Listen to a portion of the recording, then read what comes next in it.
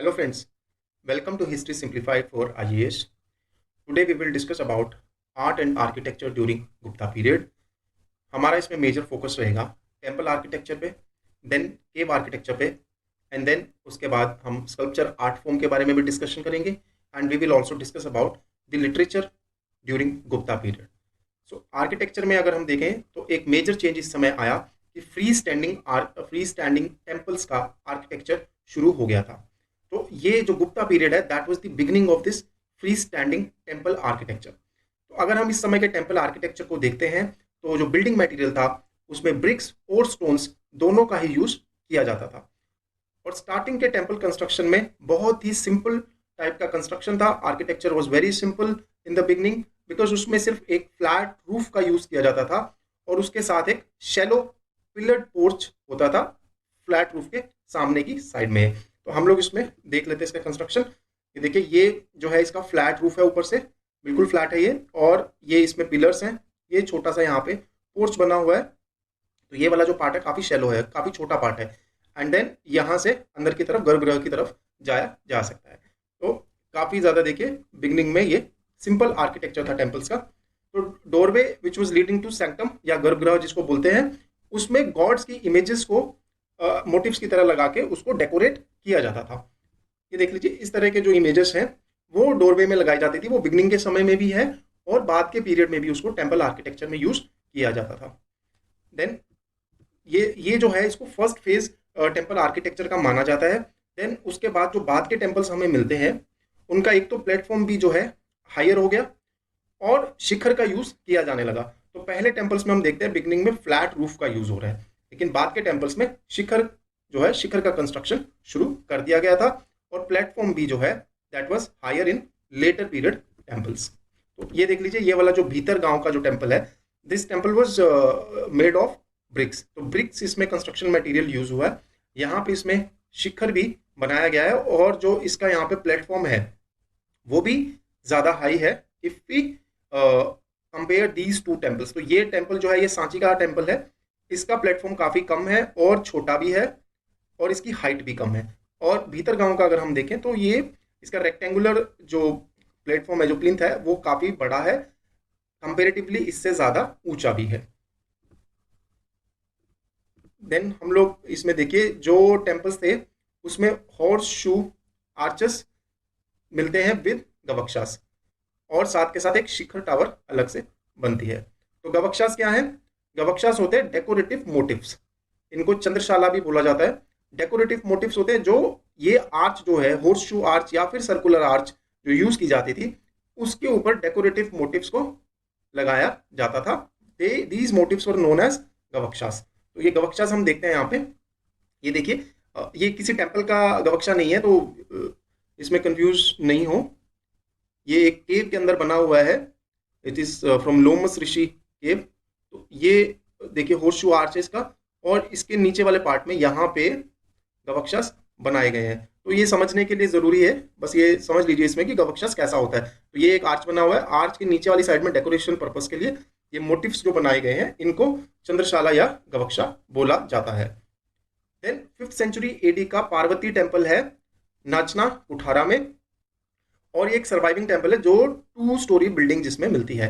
हालांकि 2 story buildings और भी टेम्पल्स हैं उस समय के, लेकिन जो ये वाला पार्वती टेम्पल है ये अभी भी सर्वाइव कर रहा है. देन भीतर गांव का टेम्पल है जो हमने अभी देखा पहले, वो ब्रिक से बना हुआ टेम्पल है और ये अर्लीस्ट सर्वाइविंग ब्रिक टेम्पल हमें मिलता है जो कि 5th सेंचुरी में इसका कंस्ट्रक्शन किया गया था.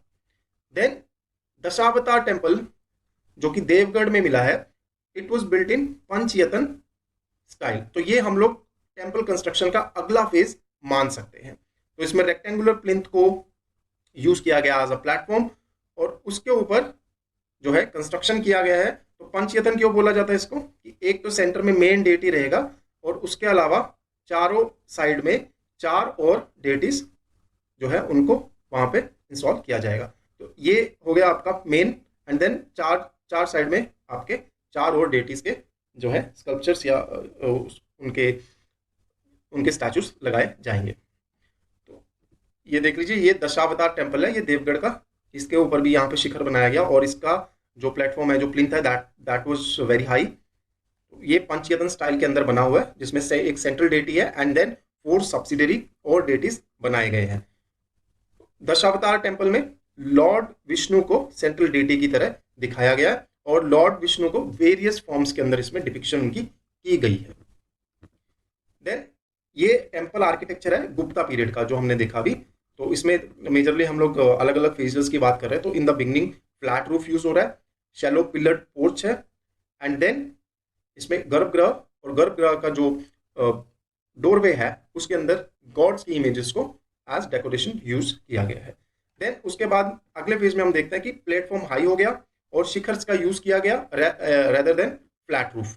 ये हमने थोड़ा इसमें देखा कि किस तरह का कंस्ट्रक्शन इसमें हमें दिखाई देता है, फ्लैट रूफ का एंड देन शिखर का।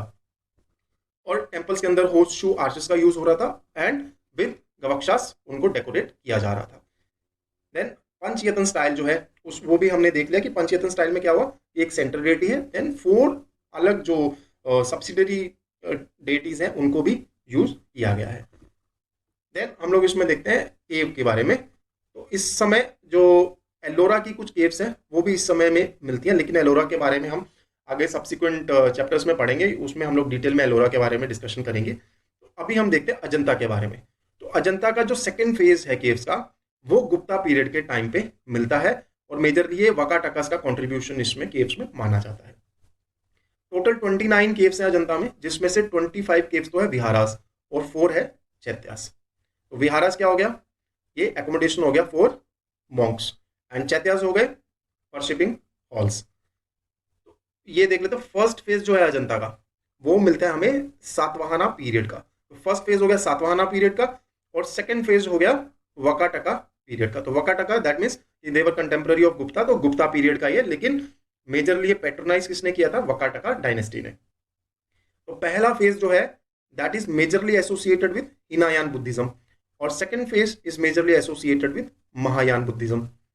और स्टोरीज की थीम्स क्या है, जातका स्टोरीज। तो जातका स्टोरीज से थीम्स ली गई है, वो चाहे पहला पीरियड हो चाहे दूसरा पीरियड हो, दोनों के अंदर जातका स्टोरीज की थीम्स ली ही गई हैं। और उसके अलावा महायान बुद्धिज्म में और भी जो ह्यूमन फॉर्म के अंदर गॉड्स को इसमें डिपिक्ट किया गया है। तो जो पहले के ग्रुप्स हैं उसमें केव नंबर्स हैं 9, 10, 12, 13 एंड 15A। तो ये सारे हिनायान बुद्धिज्म के साथ एसोसिएटेड है और अजंता केव्स का पहला फेज इनमें दिखाई देता है। देन जो सेकेंड फेज है वो वाकाटका डायनेस्टी ने पैट्रोनाइज किया और उसमें हरिसेन एक रूलर थे वाकाटका डायनेस्टी के, उन्होंने सबसे ज्यादा उनके समय पे यहाँ पे कंस्ट्रक्शन वर्क हुआ और माना जाता है कि मेजरली जो काम है 460 से लेके 480 AD के बीच में हुआ, जब हरिसेन रूल कर रहे थे।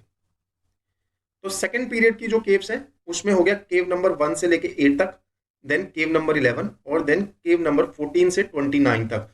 ये सारी केव सेकेंड पीरियड की हैं और ज्यादातर महायान बुद्धिज्म के साथ एसोसिएटेड है। Majority of the caves are vihara halls. तो ज्यादातर विहारा हॉल्स हैं with symmetrical square plans. Square plan use किया गया है और उसके साथ साथ डॉर्मेट्री सेल्स जो हैं जहां पे मॉन्क्स रहते थे वो अटैच किए गए हैं इन विहारा हॉल्स के साथ।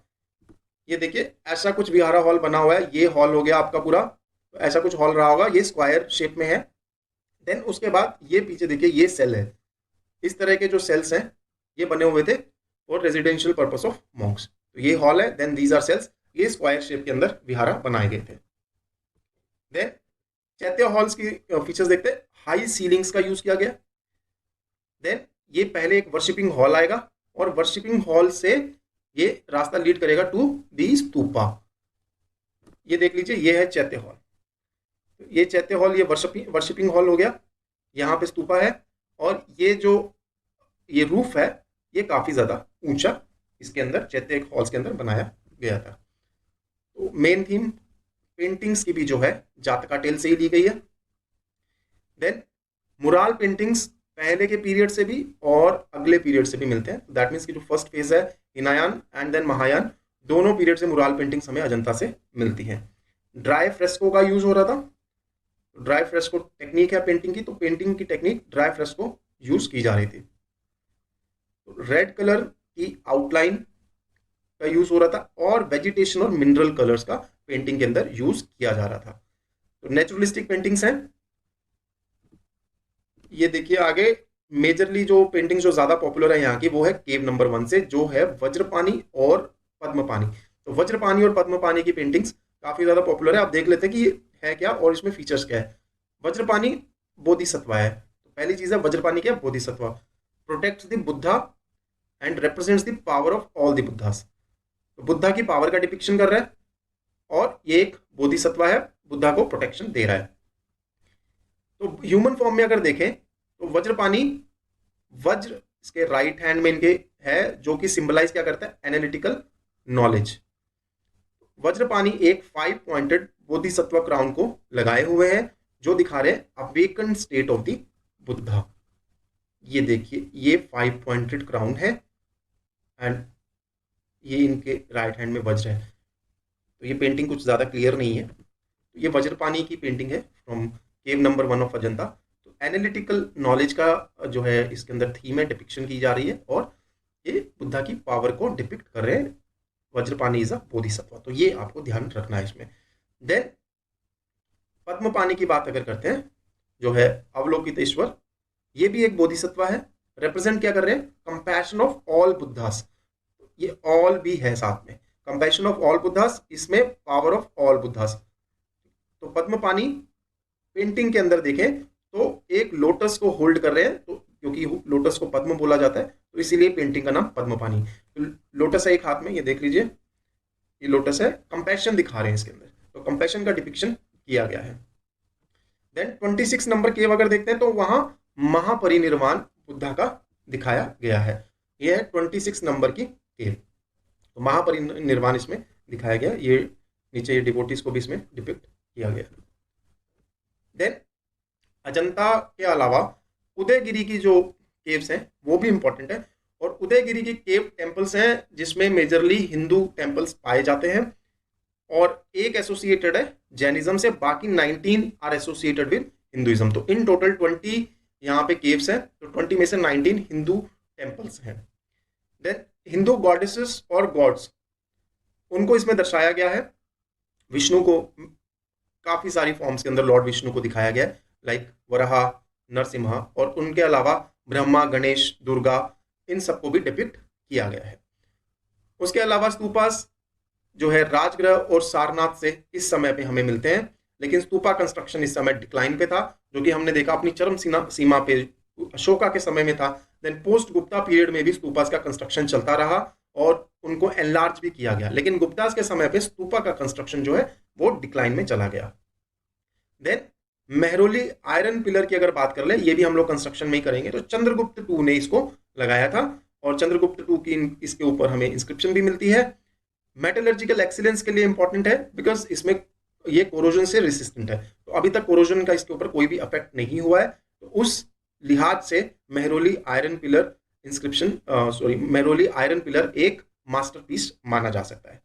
देन एरन का बुद्ध गुप्ता पिलर, ये भी आर्किटेक्चर में आ जाएगा।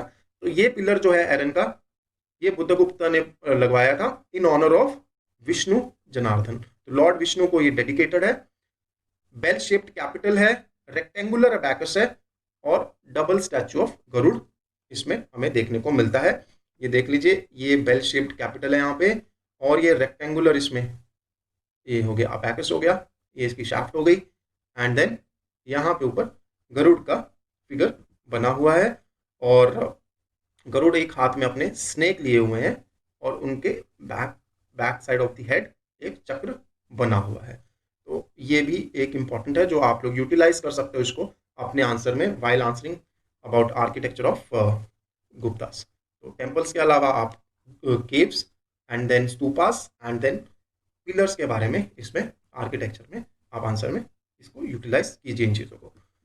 देन हम लोग आते हैं स्कल्पचर आर्ट पे। स्कल्पचर आर्ट मेजरली इस समय जो है थोड़ा इंडिपेंडेंट भी स्कल्पचर्स बनने शुरू हो गए थे। तो ये क्रीम कलर्ड सैंडस्टोन से इसका मटेरियल यूज हो रहा था और या फिर मेटल के जो है स्कल्पचर्स इस समय के पाए जाते हैं। फिगर्स स्ट्रेट थे, स्मूथ थे and they were strong.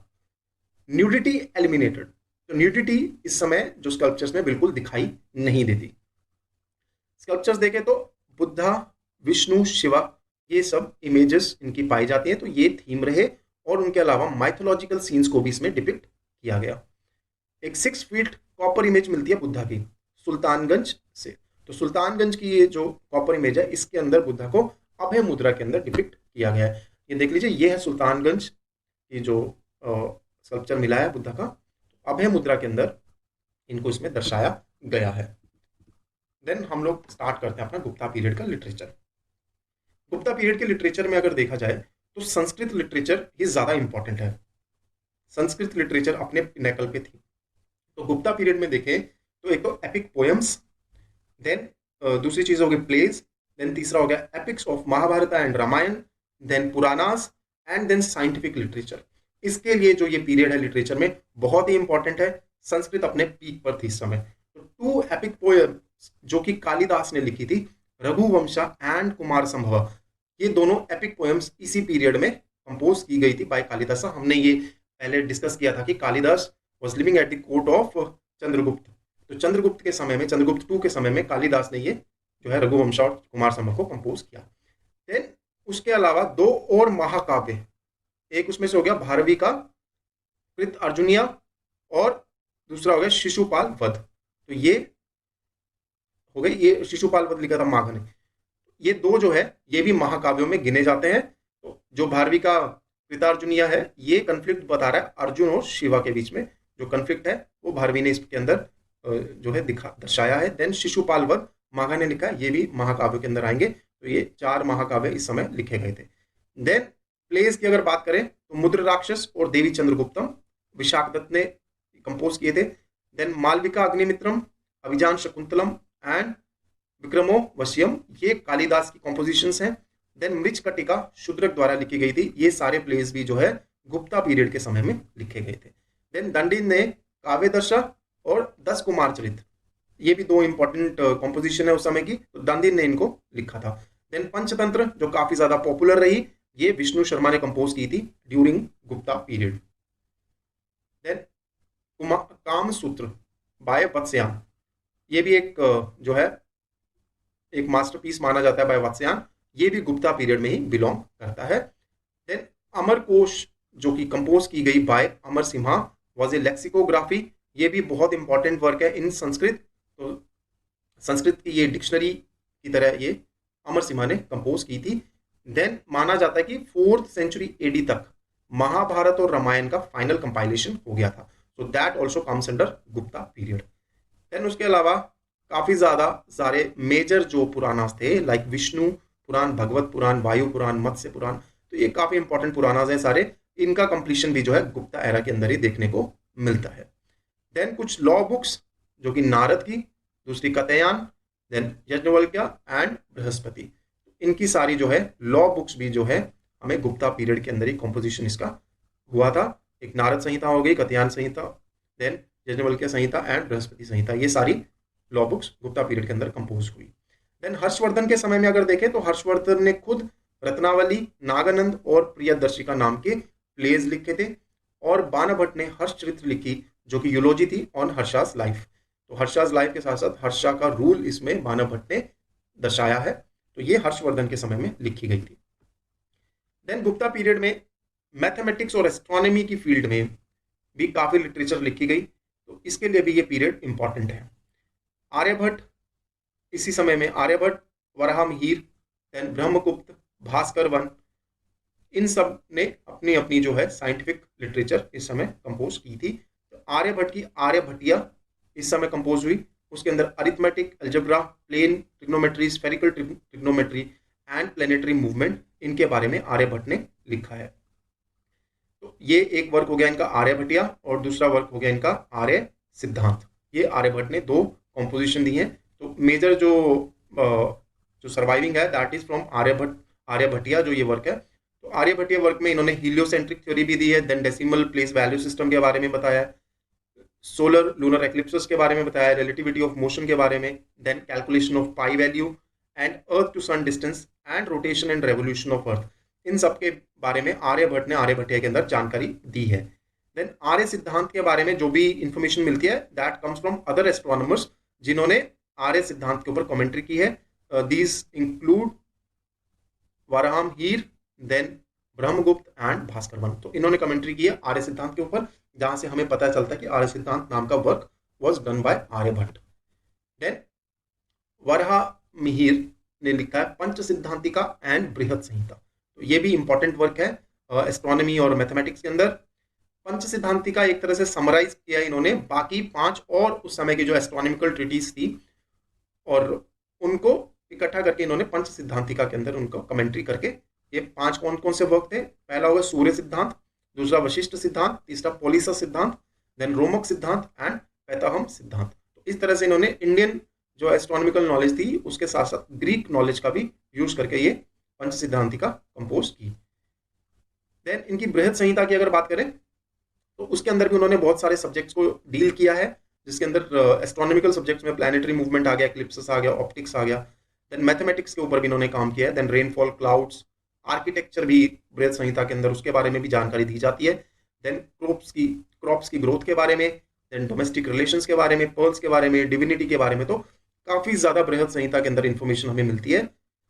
Then 7th century AD में ब्रह्मगुप्त थे जिन्होंने 2 अपने वर्क्स किए हैं। उसके अंदर ब्रह्मसुफुत सिद्धांत एंड खंडक कड्याक, ये 2 इनके मेन काम थे। तो ब्रह्मसुफुत सिद्धांत देखें तो ये मेजरली थ्योरेटिकल वर्क ही था इसका, ब्रह्मगुप्त का।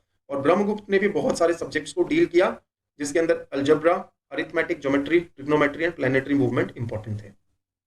इसके साथ इनका मेजर जो कंट्रीब्यूशन है that is operations on negative numbers. तो ये एक इनका मेजर कंट्रीब्यूशन है ब्रह्मगुप्त का।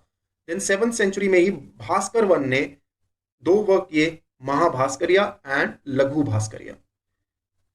देन इसके अलावा कमेंट्री लिखी ऑन आर्यभट्ट वर्क आर्यभट्टिया, और इसका नाम था आर्यभट्टिया भाष्य। इनका भास्कर वन का मेजर कंट्रीब्यूशन रहा on representation of numbers in figures in a positional system. ये मेजर काम इनका भास्कर वन का था। तो इस तरह से हमने देखा कि लिटरेचर इस समय संस्कृत में थी मेजर लिटरेचर। देन कौन कौन सी पोएम्स इस समय इंपॉर्टेंट थी वो हमने देखा कि पोएट्री वर्क्स काफी इस समय किए गए थे by Kalidasa, then Bharavi and then Magha. Then play work भी किए गए by Vishakhadatta, then Kalidasa, Shudraka and Dandin. Then Vishnu Sharma की पंचतंत्र भी काफी पॉपुलर थी। Then Kamasutra was written at this time. Then Amarkosh. And then उसके बाद देखते हैं महाभारत रामायण का कॉम्पोजिशन यहाँ पे कंप्लीट हुआ, पुराणास का काम का कंप्लीशन हुआ। देन कुछ लॉ बुक्स भी इस समय कंपोज की गई। देन हर्षवर्धन के समय में हमने देखा कि 3 प्लेस खुद उन्होंने लिखे थे। देन बाणभट्ट ने हर्षचरित्र लिखी। एंड देन ये साइंटिफिक लिटरेचर में हमने देखा आर्यभट्ट का कॉन्ट्रीब्यूशन। देन वराह मिहिर का कॉन्ट्रीब्यूशन क्या था। Then Brahmagupta, Bhaskara one, and then हमने देखा भास्कर वन ने किस तरह से आर्यभट्ट के ऊपर भी कमेंट्री की, और जो उनका काम था आर्यभट्टिया के ऊपर, आर्यभट्टिया भाष्य।